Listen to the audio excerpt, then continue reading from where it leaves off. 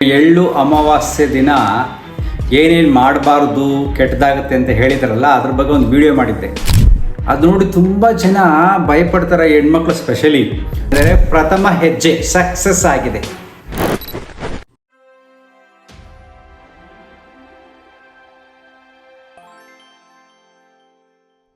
ನಮಸ್ಕಾರ ಸ್ನೇಹಿತರೆ, ನಾನು ರೀಸೆಂಟಾಗಿ ಎಳ್ಳು ಅಮಾವಾಸ್ಯೆ ದಿನ ಏನೇನು ಮಾಡಬಾರ್ದು ಕೆಟ್ಟದಾಗುತ್ತೆ ಅಂತ ಹೇಳಿದ್ರಲ್ಲ, ಅದ್ರ ಬಗ್ಗೆ ಒಂದು ವಿಡಿಯೋ ಮಾಡಿದ್ದೆ.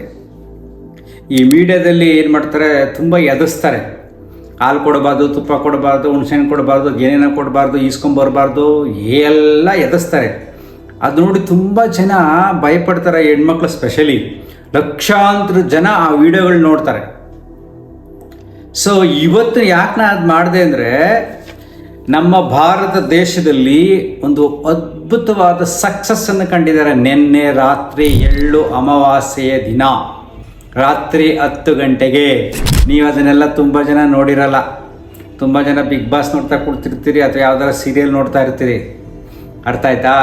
ನಿಜ ಹೇಳ್ತೀವಿ, ಜನಗಳಿಗೆ ಅವೇರ್ನೆಸ್ಸೇ ಇಲ್ಲ. ನಾನು ಇವತ್ತು ಬೆಳಗ್ಗೆ ಯೋಗ ಕ್ಲಾಸಲ್ಲೂ ಕೇಳಿದೆ ನಮ್ಮ ತುಂಬ ಜನ ಸ್ಟೂಡೆಂಟ್ಸ್ನ. ನೆನ್ನೆ ಒಂದು ಗ್ರೇಟ್ ಸಕ್ಸಸ್ ಆಗಿದೆ, ಅಮಾವಾಸ್ಯೆ ದಿನ ಏನು ಅಂತಂದರೆ ಎಲ್ಲ ಗೊತ್ತಿಲ್ಲ ಅಂತಿದ್ದಾರೆ. ನೋಡಿ, ಇಸ್ರೋ ಸ್ಪೈಡೆಕ್ಸ್ ಸಕ್ಸಸ್ ಅಂತ ಬಾಹ್ಯಾಕಾಶ ನಿಲ್ದಾಣ ಸ್ಥಾಪನೆಗೆ ಮೊದಲ ಹೆಜ್ಜೆ.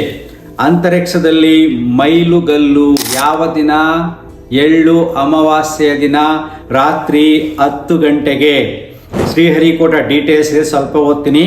ಭಾರತೀಯ ಬಾಹ್ಯಾಕಾಶ ಸಂಶೋಧನೆ ಸಂಸ್ಥೆ ಇಸ್ರೋ ಹೊಸ ಮೈಲಿಗಲ್ಲು ಸ್ಥಾಪಿಸಿದೆ. ಪರಸ್ಪರ ದೂರದಲ್ಲಿರುವ 2 ಉಪಗ್ರಹಗಳನ್ನು ಸೇರಿಸುವ ಮಹತ್ವಾಕಾಂಕ್ಷೆಯ ಸ್ಪೈಸ್ ಡಾಕಿಂಗ್ ಯೋಜನೆಯ ಭಾಗವಾಗಿ ಸ್ಪೈಡೆಕ್ಸ್ ಮಿಷನ್ ಉಡಾವಣೆ ಸೋಮವಾರ ರಾತ್ರಿ ಯಶಸ್ವಿಯಾಗಿದೆ. ಇದು ಇನ್ನೂ ಡೀಟೇಲ್ಸ್ ಇದೆ ನೋಡಿ. ಬಾಹ್ಯಾಕಾಶ ನಿಲ್ದಾಣವನ್ನು ಮಾಡಿರ್ತಕ್ಕಂಥದ್ದು ಅಮೇರಿಕಾ, ರಷ್ಯಾ ಮತ್ತು ಚೀನಾ ಮಾಡಿದೆ. ಇದುವರೆಗೂ ನಮ್ಮ ಭಾರತ ಮಾಡಿರಲಿಲ್ಲ. ಆ ದಿಶೆಯಲ್ಲಿ ನಿನ್ನೆ ಲಾಂಚ್ ಮಾಡಿದರೆ ಪ್ರಥಮ ಹೆಜ್ಜೆ ಸಕ್ಸಸ್ ಆಗಿದೆ. ಇನ್ನು ಮುಂದೆ ಬೇಕಷ್ಟಿದೆ. ಇಲ್ಲಿ ಈ ವಿಡಿಯೋ ಮಾಡೋ ಉದ್ದೇಶ ಜನರಲ್ಲಿ ಎಷ್ಟೊಂದು ಮೌಢ್ಯ ತುಂಬಿದೆ ಅಂದರೆ, ಎಳ್ಳು ಅಮಾವಾಸ್ಯೆ ದಿನ ಯಾವುದು ಒಳ್ಳೆ ಕೆಲಸವನ್ನು ಮಾಡಬಾರದು, ಕೆಟ್ಟದಾಗತ್ತೆ ಅಂತ ಹೇಳೋದಾಗಿದ್ದರೆ ನಮ್ಮ ಪ್ರಧಾನಮಂತ್ರಿಗಳು ಹೇಳ್ತಿರ್ಲಿಲ್ವಾ ಈ ದಿನ ಲಾಂಚ್ ಮಾಡಬೇಡಿ? ಇಸ್ರೋ ಸೈಂಟಿಸ್ಟ್ ಹೇಳ್ತಾರಿಲ್ವಾ ಈ ದಿನ ಲಾಂಚ್ ಮಾಡಬೇಡಿ? ಅದು ಡಿಸೆಂಬರ್ 30 ಎಳ್ಳು ಅಮಾವಾಸ್ಯೆ ಕೆಟ್ಟ ದಿನ ಅಂತ ತುಂಬ ಪ್ರಚಾರ ಮಾಡಿದ್ದಾರೆ ನಮ್ಮ ಕನ್ನಡ ಮಾಧ್ಯಮದಲ್ಲಿ. ಹಿಂದಿಲಿ ಏನು ಮಾಡಿದಾರೋ ಗೊತ್ತಿಲ್ಲ, ಕನ್ನಡದಲ್ಲಿ ನೋಡ್ಬೇಕಪ್ಪ ಅಂತ ಯಾವುದೋ ಒಂದು ಮೀಡಿಯಾ ಅಂತ ಬರುತ್ತೆ, ಅವ್ರಿಗೆಲ್ಲ ಎದುರಿಸೋದು. ನಾನು ನನ್ನ ಹ್ಯಾಪಿ ಲೈಫ್ ಯೂಟ್ಯೂಬ್ ಚಾನಲ್ ನೋಡೋರು ಈ ದಿಶೆಯಲ್ಲಿ ನೀವು ಚಿಂತನೆ ಮಾಡಿ ನೋಡಿ. ತುಂಬ ಜನ ನಿಮ್ಮ ಮನಸ್ಸಿನ ಭಾವನೆಗಳ ಮೇಲೆ, ನಂಬಿಕೆಯ ಮೇಲೆ ಆಟ ಆಡುವವರೇ ಜಾಸ್ತಿ. ಮಾಟ ಮಂತ್ರ ಅಮಾವಾಸ್ಯೆ ದಿನ ಜಾಸ್ತಿ ಆಗುತ್ತೆ ಮತ್ತು ಅದ್ರ ಪವರ್ ಜಾಸ್ತಿ ಆಗುತ್ತೆ ಅಂತ ಎದುರಿಸ್ತಾರೆ. ಹುಣ್ಣಿಮೆ ದಿನ ಅದ್ರ ಪವರ್ ಜಾಸ್ತಿ ಆಗುತ್ತೆ ಅಂತ ಹೇಳ್ತಾರೆ. ನೆನ್ನೆ ದಿನ ಎಳ್ಳು ಅಮಾವಾಸ್ಯೆ ರಾತ್ರಿ ಪವರ್ ಜಾಸ್ತಿ ಇತ್ತು. ಆ ಪವರಲ್ಲಿ ದೊಡ್ಡ ಯೋಚನೆ ಇದು. ಫಸ್ಟ್ ಟೈಮ್ ನಮ್ಮ ಮಾಡ್ತಾ ಇರೋದು ಬಾಹ್ಯಾಕಾಶ ಸ್ಥಾಪನೆ. ಅಲ್ಲಿ ಹೋಗಿ ಒಂದು ಸೆಂಟರ್ ಮಾಡಬೇಕು ಅಂತ, ಅದನ್ನು ಮಾಡಬೇಕು ಅಂತ ನೆನ್ನೆ ಸ್ಟಾರ್ಟ್ ಮಾಡಿದ್ರೆ ಅದು ಸಕ್ಸಸ್ ಆಗಿದೆ. ಅವರಿಗೆಲ್ಲ ಜ್ಞಾನ ಇರಲಿಲ್ವಾ? ಇವತ್ತು ಅಮಾವಾಸ್ಯೆ ಇದೆ, ಸೈಂಟಿಫಿಕ್ಕಾಗೆಲ್ಲ ಗೊತ್ತಾಗುತ್ತೆ, ಈ ಕೆಲಸ ಮಾಡಿದ್ರೆ ಸಕ್ಸಸ್ ಆಗಲ್ಲ ಅಂತ ಅವ್ರಿಗೆ ಅರಿವಿದ್ದರೆ ನೆನ್ನೆ ಮಾಡ್ತಾ ಇದ್ರೆ ಹೇಳಿ. ಇದು ಉದಾಹರಣೆಯಾಗಿ ನಾನು ಉಪಯೋಗಿಸ್ಕೊಂಡು ನಿಮ್ಗೆ ಹೇಳ್ತಾ ಇದ್ದೀನಿ. ನೋಡ್ರಪ್ಪ, ಹುಣ್ಣಿಮೆ, ಅಮಾವಾಸ್ಯೆ, ಗ್ರಹಣ ಇವೆಲ್ಲವೂ ಪ್ರಕೃತಿಯ ಸಹಜ ನಿಯಮಗಳು.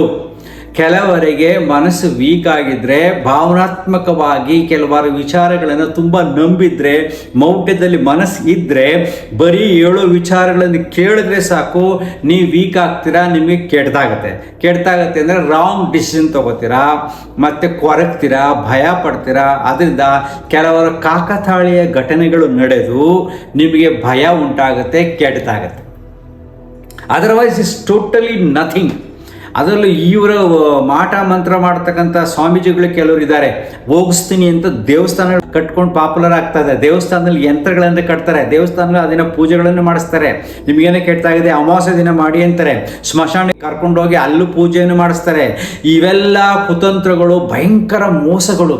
ನಮ್ಮ ದೇಶದಲ್ಲಿ ಎಂಥ ಅಸಹ್ಯತೆ ಬರುತ್ತೆ ಕೆಲವಾರು ವಿಚಾರಗಳ ಬಗ್ಗೆ ಅಂದರೆ, ಇದೆಲ್ಲ ಇನ್ಸ್ಟಾಗ್ರಾಮು, ಟಿ ವಿನಲ್ಲಿ ಮತ್ತು ಆ ಯೂಟ್ಯೂಬಲ್ಲಿ ಎಲ್ಲ ನೀಟಾಗಿ ವೀಡಿಯೋ ಮಾಡಿ ಕಳಿಸ್ತಾರೆ.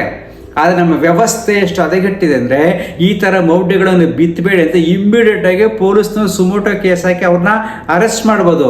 ಆದರೆ ಮಾಡಲ್ಲ, ಯಾಕೆಂದರೆ ಅವ್ರಿಗೆ ಟೈಮ್ ಇಲ್ಲ. ರಾಜಕಾರಣಿಗಳು ನೋಡ್ಕೊಳ್ಳೋದೇ ದೊಡ್ಡ ಕೆಲಸ.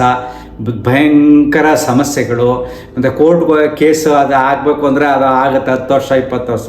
ನಮ್ಮ ವ್ಯವಸ್ಥೆಯ ಲೋಪದೋಷಗಳನ್ನು ಉಪಯೋಗಿಸ್ಕೊಂಡು ಈ ರೀತಿ ಮಾಂತ್ರಿಕರು, ಮೋಸ ಮಾಡುವವರು, ಮೂಢನಂಬಿಕೆಯನ್ನು ಬಿತ್ತುವವರು ಆಟ ಜಾಸ್ತಿ ಆಗ್ತಾಯಿದೆ. ಸೊ ಇವ್ರಿಗೆಲ್ಲ ಅಮಾವಾಸ್ಯೆ ದಿನ ಎಲ್ಲರೂ ಒಂದು ಕಡೆ ಕೂಡಾಕ್ಬಿಟ್ಟು ಅವ್ರಿಗೆ ಹೇಳ್ಬೇಕು, ಇವಾಗ ಅಮಾವಾಸ್ಯೆ ದಿನ ನಿಮ್ಮನ್ನೆಲ್ಲನೂ ಒಂದು ಕಡೆ ಸೇರಿಸಿದ್ದೀವಿ, ನೀವೇನು ಮಾಡಬೇಕು ಅಂದರೆ ಎಲ್ಲ ಜೋರು ಜಪ ತಪಗಳನ್ನು, ಮಾಟ ಮಂತ್ರಗಳನ್ನು ಮಾಡಿ ಪಾಕಿಸ್ತಾನವನ್ನು ಕಂಟ್ರೋಲ್ ಮಾಡಿಬಿಡ್ರಪ್ಪ, ಅವನ ಲೀಡ್ರ್ ಸಾಯಿಸ್ಬಿಟ್ರಪ್ಪ, ಚೈನಾದವ್ರನ್ನ ಕಂಟ್ರೋಲ್ ಮಾಡ್ರಪ್ಪ, ಆ ಲೀಡ್ರ್ ಸಾಯಿಸ್ಬಿಟ್ರಪ್ಪ ಅಂತ ಹೇಳಬೇಕು. ಮಾಡಿಲ್ಲನ ನಿಮ್ಮನ್ನು ಸಾಯಿಸ್ತೀವಿ ಅಂತ ಹೇಳ್ಬೇಕು ನೋಡಿ. ಆಗಲೇ ಇವರು ಬುದ್ಧಿ ಕಲಿಯೋದು. ಸೊ ಹೋಗಲಿ, ಈಗ ಸಾಮಾನ್ಯರು ನಾನು ಹೇಳ್ತಾ ಇದ್ದೀನಿ ನೋಡಿ, ಈ ಸಣ್ಣ ಎಕ್ಸಾಂಪಲ್ ಆ್ಯಕ್ಚುಲಿ ನಮ್ಮ ದೇಶಕ್ಕೆ ದೊಡ್ಡ ಸಕ್ಸಸ್ ಇದು. ನಿಮಗೆ ವಿಚಾರ ತಿಳ್ಕೊಂಡಿರಲ್ಲ, ಉದಾಹರಣೆ ಕೊಟ್ಟು ನಾನು ವಿವರಿಸ್ತಾ ಇದ್ದೀನಿ.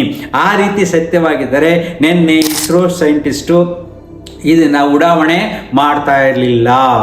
ಇದು ಹೊಸ ಯೋಜನೆ, ಬಾಹ್ಯಾಕಾಶ ನಿಲ್ದಾಣದ ಹೊಸ ಯೋಜನೆ. ಸರ್ಕಾರ ಪರ್ಮಿಷನ್ ಕೊಡ್ತಿರಲಿಲ್ಲ, ಇದಕ್ಕೂ ಅದಕ್ಕೂ ಸಂಬಂಧ ಇಲ್ಲ. ಇನ್ನೊಂದು ಏನಪ್ಪ ಅಂದರೆ ಆದಿಚುಂಚನಿ ಶ್ರೀಗಳು ಅಲ್ಲಿ ಉಪಸ್ಥಿತರಿದ್ದರು. ಅವರ ಎಂಜಿನಿಯರಿಂಗ್ ಕಾಲೇಜಿಂದ ಕೆಲವಾರು ಉಪಕರಣಗಳನ್ನು, ಪೇಲೋಡ್ಸ್ ಅಂತ ಅದೇನು ಕರಿತೀವಿ, ಅದರಲ್ಲಿ ಡೀಟೇಲ್ಸ್ ಇದೆ, ಅದನ್ನು ಮಾಡಿಕೊಟ್ಟಿದ್ದಾರೆ. ಸೊ ಈ ಅಮಾವಾಸ್ಯೆ ಪೂಜೆಯನ್ನು ಕಾಲಭೈರವೇಶ್ವರ ದೇವಸ್ಥಾನದಲ್ಲೇ ರೆಗ್ಯುಲರ್ ಜಾಸ್ತಿ ಮಾಡೋದು. ಅಲ್ಲಿಗೆ ರಾಜಕಾರಣಿಗಳು ತುಂಬ ಜನ ಹೋಗ್ತಾ ಇದ್ರು, ದೋಷ ಪರಿಹಾರ ಮಾಡ್ಕೊಂಡು ಸಕ್ಸಸ್ ಬರುತ್ತೆ ಅಂತ. ಅಂದರೆ ನೋಡಿ, ಅವರು ಸ್ವಾಮೀಜಿಗಳು ಅಲ್ಲಿ ರೆಗ್ಯುಲರಾಗಿ ಅಮಾವಾಸ್ಯೆ ಪೂಜೆ ಮಾಡ್ತಕ್ಕಂಥ ಅಲ್ಲಿ ಕುಳಿತಿದ್ರು, ಗ್ಯಾಲರಿ ಕುಳಿತಿದ್ರು, ಅವರು ನೋಡ್ತಾ ಇದ್ರು. ಅಂದರೆ ಸ್ವಾಮೀಜಿಗಳು ನಂಬಿಕೆ ಇದೆ, ಅಮಾವಾಸ್ಯೆ ಒಳ್ಳೆಯದು, ಅಮಾವಾಸ್ಯೆ ದಿನ ಕೆಲಸ ಮಾಡಿದ್ರೆ ಸಕ್ಸಸ್ ಆಗುತ್ತೆ. ಇಲ್ಲ ಸ್ವಾಮೀಜಿಗಳು ಗೈಡ್ ಮಾಡ್ಬೋದಾಗಿತ್ತಲ್ಲ, ಅವರೇ ಬಂದಿದ್ರಲ್ವಾ, ಈ ದಿನ ಕೆಟ್ಟು ನೀವು ಮಾಡಬೇಡಿ ಅಂತ. ಅದಕ್ಕೆ ನಾನು ಎಕ್ಸಾಂಪಲ್ ಹೇಳ್ತಾ ಇರೋದು, ಸ್ವಾಮೀಜಿಗಳ ಹೆಸರು ಹೇಳ್ತಾ ಇರೋದು ನಾನು. ನಿರ್ಮಲಾನಂದನಾಥ ಸ್ವಾಮೀಜಿಗಳು ಅಲ್ಲಿ ಬಂದು ಕುಳಿತುಕೊಂಡು ನೋಡಿದ್ದಾರೆ ಅಂದರೆ ಅಲ್ಲಿ ಕಾಲಭೈರವ ದೇವಸ್ಥಾನದಲ್ಲಿ ಅಮಾವಾಸ್ಯೆ ಪೂಜೆ ಅಷ್ಟೊಂದು ಮಾಡೋದ್ರಿಂದ ಅದು ಒಳ್ಳೇದು ತಾನೆ, ನೆನ್ಪಿಟ್ಕೊಳ್ಳಿ ಅಲ್ವಾ. ಸೊ ಅಮಾವಾಸ್ಯೆ ಒಳ್ಳೆಯದು, ಹುಣ್ಣಿಮೆ ಒಳ್ಳೆಯದು, ಎಲ್ಲವೂ ಒಳ್ಳೆಯದು. ಈ ಮೂರ್ಖರ ಮಾತುಗಳನ್ನು ನೋಡಿ ನೀವು ಭಯಭೀತರಾಗಬೇಡಿ ಅನ್ನೋತಕ್ಕಂಥ ವೈಜ್ಞಾನಿಕ ತಿಳುವಳಿಕೆ ಬರಲಿ ಅಂತ ನಾನು ಈ ವಿಡಿಯೋ ಮಾಡಿರೋದು. ಅರ್ಥ ಆಯ್ತಾ? ಹೆಣ್ಮಕ್ಳು ಈ ವಿಡಿಯೋ ನೋಡಿ ಎಲ್ಲ ವಿಚಾರಗಳಿಂದ ಹೊರಗಡೆ ಬನ್ನಿ, ಹೆದರಬೇಡಿ. ತುಂಬನೇ ಎದುರಿಸ್ತಾರೆ, ಯಾವುದೂ ಇಲ್ಲ, ಎಲ್ಲ ಟೈಮು ತುಂಬ ಒಳ್ಳೆಯದೇ. ನೀನು ಸರಿಯಾಗಿದ್ದರೆ, ನೀನು ಸರಿ ಇದ್ದರೆ ಎಲ್ಲ ಟೈಮು ಸರಿ ಇರುತ್ತೆ. ಮನಸ್ಸನ್ನು ನಿರಾಳವಾಗಿಟ್ಕೊಳ್ಳಿ, ನೆಮ್ಮದಿಗಿಟ್ಕೊಳ್ಳಿ, ನೆಮ್ಮದಿಯಾಗಿ ನಿದ್ರೆ ಮಾಡಿ, ಮನೆಯವ್ರನ್ನೆಲ್ಲ ಪ್ರೀತಿಸಿ, ಸಾಧ್ಯವಾದಷ್ಟು ಕ್ಷಮಿಸಿ, ಲವಲವಿಕೆಯಿಂದ ನಗನಗ್ತಾ ಇರಿ. ನೆನಪಿಟ್ಕೊಳ್ಳಿ, ಅಂತರ್ಮುಖಿ ಸದಾ ಸುಖಿ. Thank you.